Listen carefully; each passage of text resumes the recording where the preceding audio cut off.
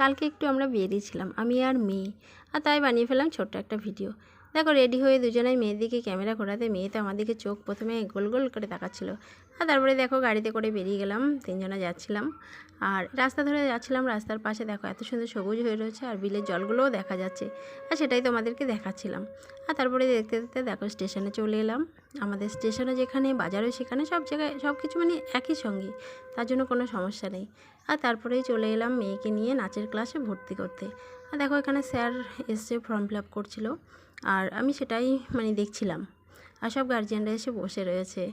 আর তারপরে দেখো নাচের শুরুতে যেটা করাই আর কি, সব বাচ্চাদেরকে ব্যায়াম শেখাচ্ছিল, আর সেটাই দাঁড়িয়ে দাঁড়িয়ে দেখছিলাম। আমার থেকে তো বেশ ভালোই লাগছিল। আর তারপরে যেহেতু ছাদে করা ছিল তো সন্ধে সন্ধে হয়ে গেছিলো, তো তাই ভালো দেখা যাচ্ছে না যদিও বা। আর তারপরেই ওপরে সন্ধে হয়ে গেছে তাই নিচে ভেতরের রুমে নিয়ে এসেছিলো।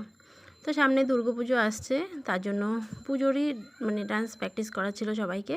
তো আমার মেয়ে তো আজকে ফার্স্ট টাইম, তার জন্য ও অতটা পারছিল না, কিন্তু তাও চেষ্টা চালাচ্ছিল একটু একটু করে। স্যার শেখাচ্ছিল আর ওরা সেটাই দেখছিল, দেখে দেখে প্র্যাকটিস করছিল। তো আমার থেকে তো খুব ভালো লাগে গো নাচ, তোমাদের থেকে কেমন লাগে সেটা অবশ্যই জানিও। কেন কি আমার এটা খুব শখ ছিল, শখ বলো ইচ্ছে বলো সবটাই। তো ঠিক আছে, চলো তোমরা সবাই ভালো থেকো, সুস্থ থেকো, টাটা।